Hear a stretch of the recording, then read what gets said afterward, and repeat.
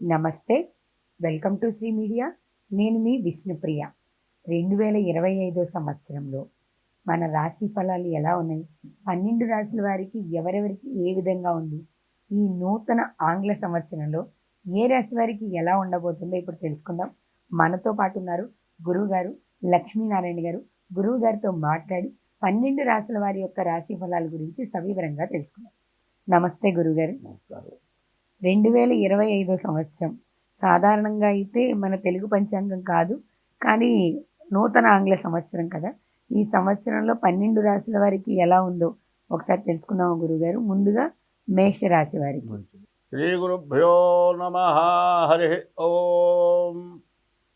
యకర్తా జగతాం భర్తా సంహర్తా మహసాం నిధిః ప్రణమామి తమాదిత్యం బహిరంతస్తమోపహం.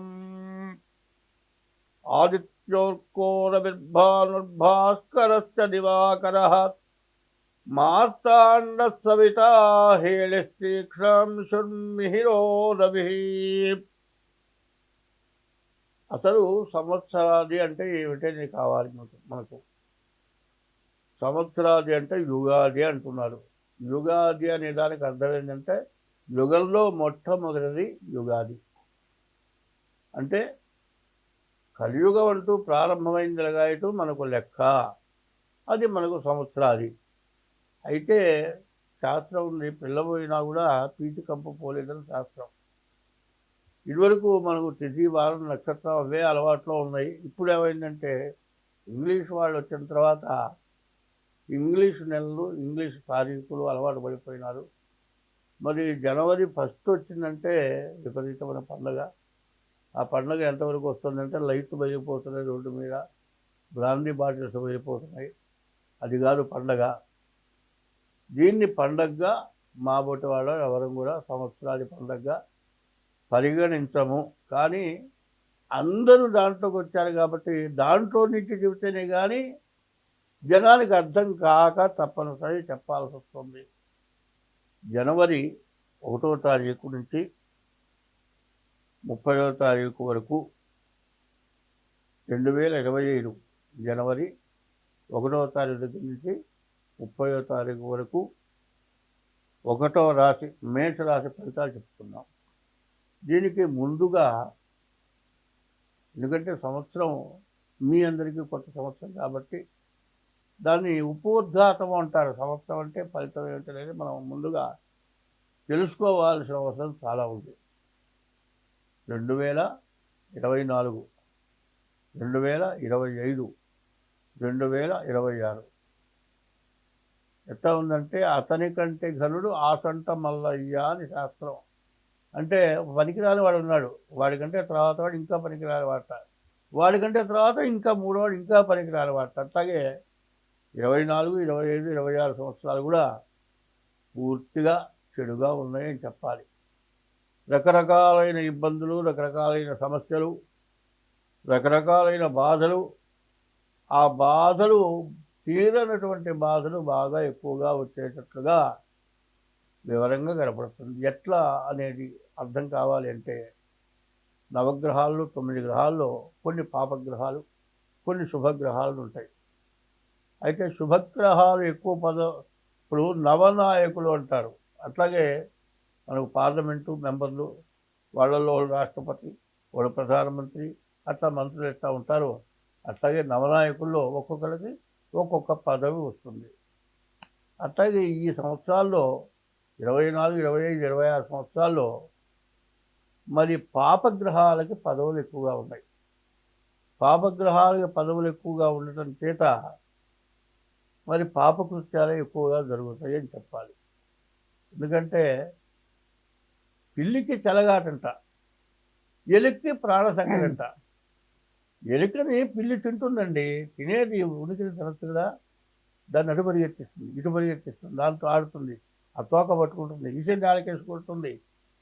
సరే చచ్చేదా ఒక్కసారి చంపితే బాధ లేదు, అటుగొట్టి ఇటుగొట్టి దాని ప్రాణం తీసి కొంచెంసేపు కోరికి ప్రాణం శాంతం పోకుండా వేధించి చివరికి దానంతరం చచ్చిపోయేదాకా పిల్లి ఎలుకనెత్త చేస్తుంది.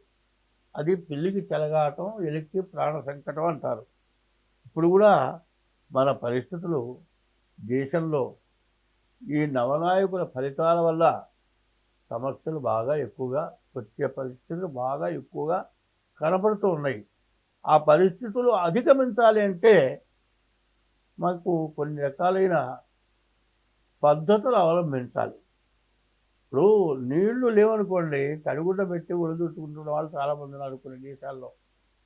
అట్లాగే దానికి పద్ధతులు ఉన్నాయి. ఎందుకంటే నీళ్లు తేవాలండి. ఒకవేళ ఇప్పుడు మనకి ఇళ్ళలో పంపు తిప్పి నీళ్ళు వస్తున్నాయి. ఒకప్పుడు చెరువుకు పోయి మంచినీళ్ళు తెచ్చారు. అవును. ఒక ఆడ మనిషి బిందె మోసుకొని తేవాలంటే చాలా కష్టం. ఊరింటికిను చెరువుకి కనీసం 2 కిలోమీటర్ల దూరం ఉంటుంది. అంత దూరం పోయి ఆడవాళ్ళు తేలేరు, మగవాళ్ళు తెచ్చేవాళ్ళు. మగవాళ్ళు తేవాలంటే బిందె భుజాలు పెట్టుకొని తేవాలంటే ఎన్నిసార్లు తిరగాలి? కావడి అని ఉండేది. ఆ కావడిలో అటు బిందె పెడితే ఆ బద్ద బ్యాలెన్స్ అనమాట ఊపిస్తూ ఉంటుంది. ఆ ఊపిలో గబగబగా పరిగెత్తుకుంటూ వచ్చేస్తారు. ఆ కావడి నడవడానికి కూడా మంచి ఊపిస్తుంది. అదే కాదండి, వెనక 2 బిందెలు, ముందు 2 బిందెలు, 4 బిందెలు పెట్టుకొని ఆ కావడి వేసుకొని వస్తారు. ఒక్క ట్రిప్పుకు 4 బిందెలు నీళ్ళు వస్తున్నాయి. అట్లాగే తర్వాత మా చిన్నతనంలో కొత్తగా సైకిళ్ళు వచ్చినాయి. ఆ సైకిళ్ళు వచ్చిన రోజులు ఎట్లా ఉండేదంటే ఆ సైకిల్ ఎట్లా పోతుందో అర్థమయ్యేది కాదు. ఏంది ఇట్లా పోతుంది, ఏమి ఆధారం లేకుండా 4 చక్రాలు పోతే అది బాగానే ఉంది, 2 చక్రాల సైకిల్ ఎట్లా పోతుంది అనుకునేవాళ్ళం. అది బ్యాలెన్స్ మీద పోయింది. మరి కావడి మీద నీళ్లు కూడా బ్యాలెన్స్ మీద వస్తున్నాయి. అదేవిధంగా ఆ బ్యాలెన్స్ ఎట్లా ఉందో మనం బతకటం కూడా బ్యాలెన్స్గా బతకాలి. బ్యాలెన్స్గా బతికితేనే ఈ సంవత్సరాలు పూర్తిగా గడుస్తాయి. ముందు ఇష్టం వచ్చినట్టుగా ఎట్లా పడితే అట్లా వచ్చిన ఆదాయాన్ని అనవసరమైన ఖర్చులు ఎక్కువగా పెట్టుకొని దానివల్ల నష్టపడి తర్వాత తినడానికి తిండి లేకుండా ఇబ్బంది పడుతున్న వాళ్ళు చాలామంది ఉన్నారు. వ్యాపారాలు కూడా ఎట్లా ఉన్నాయి, వ్యాపారాలు సాగట్లే. వ్యాపారాలు సరిగ్గా సాగక పెద్ద పెద్ద వ్యాపారస్తులు కూడా అసలు వ్యాపారాలు తీసేసిన వాళ్ళు కూడా కొంతమంది ఉన్నారు. ఇట్లాంటి సమస్యలు ఎక్కువగా ఉన్నాయి. దానికోసమని ఇది ఉపోద్ఘాతం, బంగాళాఖాతం కాకుండా ఉపోద్ఘాతంగానే చెప్పుకున్నాం.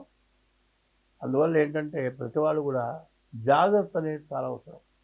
కట్టుకుండే గుడ్డ దగ్గర నుంచి, తినే తిండి దగ్గర నుంచి అన్నీ బ్యాలెన్స్గా వెళ్ళటం మంచిది. ఓ పచ్చడి కూర వేసుకుని తింటే పర్వాలేదండి. పచ్చడి, పప్పు, పులుసు, పరమాన్నం, పులిహోర, బజ్జీలు, గారెలు ఇన్ని రకాలైన తినేది ఒకటే తిండి. ఇన్నిటి బట్టి ఏమన్నా ఎక్కువ 4 మనుషులు తిండి తినం. కాబట్టి అది ఎట్లాగో ఇది కూడా బ్యాలెన్స్గా తిండి, కట్టుకుండే గుడ్డ, తర్వాత కొనే వస్తువులు.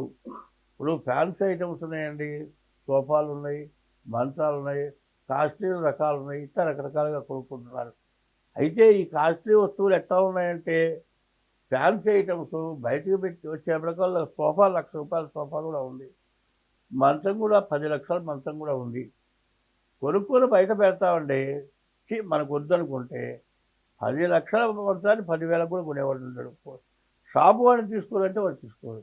అదే బంగారం కొంటే కొన్న రేటుకు బంగారం మళ్ళీ వచ్చేస్తుంది. అట్లా జాగ్రత్త పడాల్సిన అవసరం చాలా ఉంది. ముందు మొట్టమొదటి జ్యోతిష్యంలో చెప్పేది ఏమిటంటే ముందు జాగ్రత్తని చెప్తున్నాం. ఆ జాగ్రత్త ఎట్లా ఉండాలి అనేది చాలా ముఖ్యంగా పాటించాలి. జ్యోతిష్యం అనే దానికి అర్థం ఏంటంటే చీకట్లో అగ్గిపుల్ల గీస్తే కనపడ్డట్టుగా చూసి చెప్పేదే జ్యోతిష్యం. కాబట్టి జ్యోతిష్యంలో గ్రహాలు బాధలు కాకుండా ప్రవర్తన కూడా చెప్పడం చాలా అవసరం అని నాకు తోస్తుంది. ఈ విధంగా మనం ప్రవర్తన గురించి మనం చెప్పుకుంటాం. ఇంకా కొన్ని మధ్యలో చెప్పుకోవాల్సిన అవసరం ఉంది. కాబట్టి ముందుగా 2025 జనవరి నెల మేషరాశి ఫలితాలు చెప్పుకుందాం. ఈ మేషరాశి ఎట్లా ఉంది అంటే గ్రహాలు గురువు, కుజుడు, రవి, రాహువు 4 గ్రహాలు బాగాలేవు. మిగతా గ్రహాలు బాగున్నాయి. అయితే ఉన్న గ్రహాల్లో గురువు, కుజుడు పూర్తిగా బాగాలేదు. దానికి అర్థం ఏంటంటే మరి ఈ గ్రహాల యొక్క ద్వాదశాష్టమ జన్మస్థం శని అంగారకో గురుహో కుర్వంతి ప్రాణ సందేహం స్థానచలనం ధనక్షయం. 12, 1, 2, 8, 4 ఈ రాసుల్లో కుజుడు కానీ గురువు కానీ శని కానీ ఉండేటట్లయితే కుర్వంతి ప్రాణ సందేహం బతకడం చాలా కష్టం. స్థానచలనం ఉద్యోగంలో కానీ ఉండే ఇంట్లో కానీ తప్పనిసరిగా మారిపోవాల్సిన పరిస్థితి వచ్చి మారిపోవడం. ఇంతకంటే గొప్ప ఇల్లు కట్టుకొని మారిపోవడం కాదు, తప్పనిసరి వెళ్ళిపోవాల్సి వస్తుంది. ఉద్యోగం మానుకొని వెళ్ళిపోవటం, ఉన్న ఇంట్లోంచి వెళ్ళిపోవటం, కష్టభరితమైన పరిస్థితుల్లో వెళ్ళటం జరుగుతుంది. కుర్వంతి ప్రాణ సందేహం స్థానచలనం ఉన్న చోటికి వెళ్ళిపోవటం, ధనక్షయం డబ్బు విపరీతంగా ఖర్చు అవటం. దీనివల్ల పడలేనటువంటి బాధలు పడే పరిస్థితి ఉంటుంది. అటువంటి గ్రహాల్లో గురువు ద్వితీయంలో ఉన్నాడు, చతుర్థంలో కుజుడున్నాడు. ఈ 2 గ్రహాల వల్ల చాలా బాధాకరమైనటువంటి రోజులు కనపడుతున్నాయి. అయితే మిగతా గ్రహాలు ఎన్ని బాగున్నా ఈ బాగుండని గ్రహాల వల్ల చాలా ఇబ్బందికరంగా ఉంటుంది. కాబట్టి బాగున్న గ్రహాల వల్ల ప్రయోజనం పొందాలి అంటే ముందు ఈ 2 గ్రహాల యొక్క సమస్యను చూసుకోవాలి. సరే, ఇది ఇట్లా అనుకుందామండి, కానీ గోచారం అనే దానికి అర్థం ఏంటంటే నీవు పుట్టినరోజు జన్మ నక్షత్రాన్ని బట్టి చెప్పేదే గోచారం. అంతేగాని ఎట్లా పడితే అట్లా పేరు పెడతారు. వాళ్ళ తాత పేరు, వాళ్ళ నాయన పేరు, ఇంకోళ్ళ పేరు అట్లా పెడతారు. ఆ పేరుకి జన్మ నక్షత్రానికి సంబంధం ఉండదు. నా పేరు వెంకయ్య అండి, నా గోచారం చెప్పండి అని అడుగుతున్నారు. అసలు నీ వెంకయ్య అనేది మృగశిర నక్షత్రంలో పుడితే వెంకయ్యవి. అది మృగశిర నక్షత్రంలో పుట్టావో లేదో నాకు తెలియదు, పేరుని బట్టి రాసి అడుగుతున్నారు. నిజంగా జన్మ నక్షత్ర రీత్యా అయితే రాశి 25 వంతులే జరుగుతుంది. ఇది గోచారం. గ్రహచారం అంటే నీవు పుట్టిన తారీఖు, నెల, సంవత్సరం, ఆ రోజున టైమును బట్టి గ్రహచారం వస్తుంది. గోచారం కంటే గ్రహచారం 75 వంతులు గ్రహచారం జరుగుతుంది, గోచారం 25 వంతులే జరుగుతుంది. కాబట్టి ఇప్పుడు చెబుతుంది మాత్రం గోచారమే. ఈ గోచారం కూడా నిజంగా జన్మ నక్షత్రం అయితేనే ఇది ఫలిస్తుంది అనేది మాత్రం అందరూ బాగా గుర్తుంచుకోవాలి. ఒకటి. రెండోది, మీ పూర్తి జాతకం కావాలి అనేటట్లయితే మీరు తారీఖు, నెల, సంవత్సరం టైమును బట్టి పూర్తి 100కి 100 జాతకం చెప్పడానికి అవకాశం ఉంటుంది. అట్లా కాదండి అంటే డేట్ ఆఫ్ బర్త్ లేదంటే హస్త సాముద్రిక ద్వారా మీ జాతకం చెప్పాల్సి వస్తుంది. కాబట్టి 24, 25, 26 సంవత్సరాలు పూర్తిగా బాగాలేదు. కాబట్టి ఎప్పటికప్పుడు ఎటువంటి సమస్య వచ్చినా మీ జాతకం చూసుకొని ముందుకు వెళ్తే ఎంతైనా మంచిది.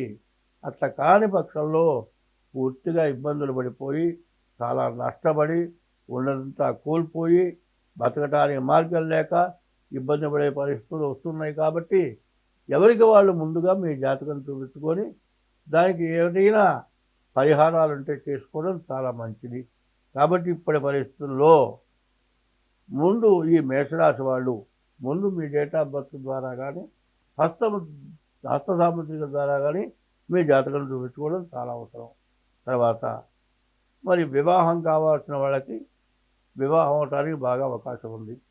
తర్వాత వాహనాలు కొనుక్కునేవాళ్ళు సైకిల్ దగ్గర నుంచి విమానం దగ్గర నుంచి హెలికాప్టర్ వరకు ఈ మధ్యలో ఏ వాహనమైనా సరే కొనుక్కోవాలని అన్నారంటూ యత్నం చేస్తే కొనుక్కోలేని వాళ్ళు ఇప్పుడు మాత్రం కొనుక్కోవడానికి బాగా అవకాశం ఉంది. అదే కాదండి, మీ జీవితంలో అనుకున్నవి ఏవైనా సరే కానివి ఏవైనా సరే కావటానికి మంచి అవకాశం బాగా కనపడుతుంది. వ్యాపారస్తులకు కూడా పూర్తిగా వ్యాపారం బాగా సాగటానికి కూడా మంచి అవకాశం కనపడుతుంది. అయితే ఇవన్నీ బాగున్నాయి కదా అంటే కేతువు మంచి జ్ఞానాన్ని ఇచ్చేవాడు. ఎవరితో ఎట్లా మాట్లాడాలి, వాళ్ళకి మనం చెప్పేది అర్థమయ్యి మనం చేసే పనికి సహకరించేట్టుగా మాట్లాడగలిగిన కేతువు వల్ల మంచి శక్తి కూడా ఉంటుంది.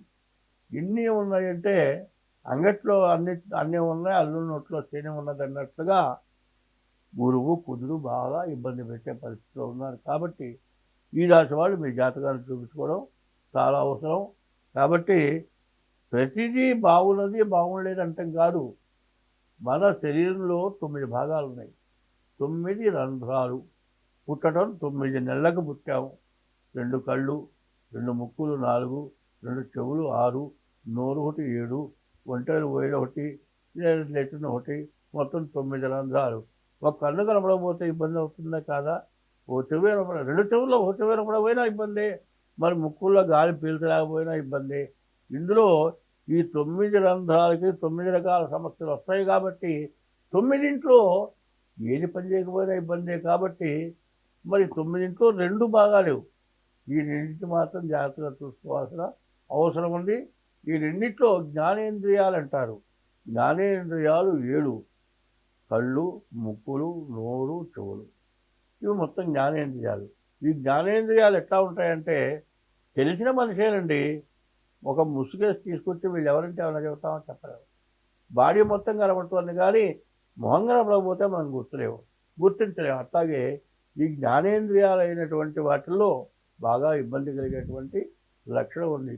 గురువు బాగుంటే అయ్యా మీ నాయన బాగున్నాడు రా అని అడుగుతారు. అదే గురువు బాగుండేదనుకోండి నీ అమ్మ మూడున్నారు రా అని అడుగుతాడు. అది అర్థం ఒకటే, ఇది అర్థం ఒకటే. అది తన్నులు తినే మాట, ఇది గౌరవంగా మాట్లాడే మాట. కాబట్టి ఈ రాశి వాళ్ళు ఖచ్చితంగా మీ జాతకం చూపించుకొని మీ జాతకం ప్రకారం మీరు నడవటం చాలా మంచిది అని చెబుతూ ఉన్నాను. స్వస్తి. ధన్యవాదాలు గురుగారు.